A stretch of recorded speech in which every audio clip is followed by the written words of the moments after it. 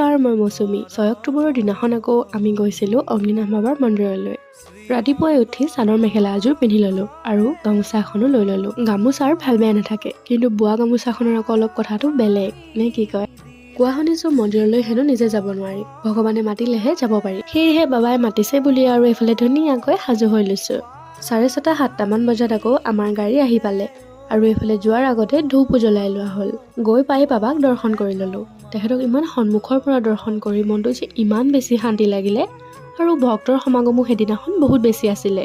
তাত আকৌ গৈ পাই ক'ত কি কৰিব লাগে, কেনেকৈ বাবাক দৰ্শন কৰিব লাগে, তেল ঢালিব লাগে, সকলোখিনি কথা ধুনীয়াকৈ লিখা আছে। বৰচাকিত তেল ঢালি আহি এইফালে আকৌ প্ৰসাদ খাই ল'লোঁ। আমাৰ যিহেতু শৰাই দিছিলে, শৰাই প্ৰসাদো মায়ে লৈ ল'লে। তাত পিছে ফটো ভিডিঅ' লোৱাৰ ক্ষেত্ৰতহে আপুনি অলপমান সাৱধান হ'ব লাগিব। আহোঁতে আকৌ আমি উইংছ অফ হাজৰিকাও চাই থৈ আহিলোঁ আৰু লগ পালোঁ এইফালে বাপ্পাক। পিছে আজিলৈ ইমান